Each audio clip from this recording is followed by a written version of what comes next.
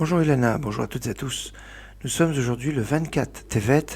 24 Tevet est le jour anniversaire de la disparition, notamment, quand je dis notamment, c'est-à-dire qu'il y a d'autres tzadikim, bien sûr, mais j'aimerais pas vous faire une unité exhaustive de tous les tzadikim qui sont décédés ce jour-là, mais de personnages qui ont une place un peu particulière, soit dans notre vécu, soit pour l'ensemble du clan Israël. Et c'est pour ça que je choisis deux noms. Le premier, c'est le premier Rabbi de Lubavitch, Rabbi Shneur Zalman de Liadi.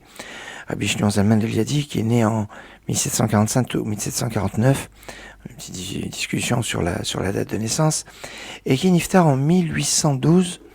Le premier Rabbi de Lubavitch, Rabbi Shneur Zalman de Liadi, a une particularité qu'on ne retrouve pas chez tous les rabbinim.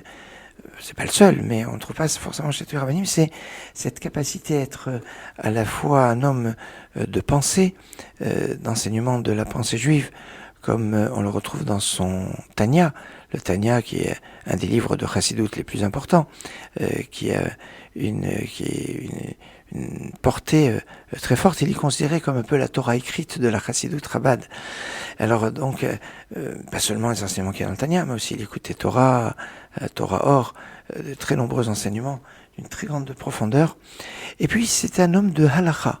Il a écrit un Shulchan Aruch sur la demande de son maître, le Maggid de Mezrich, et Shulchan Aruch, qu'on appelle Shulchan Aruch Harav. Ce Shulchan Aruch est souvent cité par le Ben Ish Chai, par exemple, qui était de Bagdad, et qu'il appelle le Rabbeinu Zalman, Rabbi Shneur Zalman de Liadi.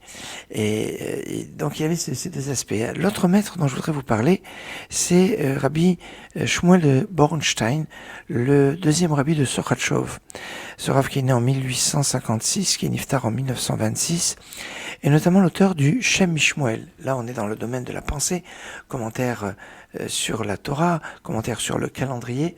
Le rav Shmuel Bornstein était le petit-fils du Kotzkerouv de Rabbi Menachem Mendel de Kotsk, grand maître avec beaucoup de srout, beaucoup de mérites. Que ces mérites vous accompagnent. Excellente journée.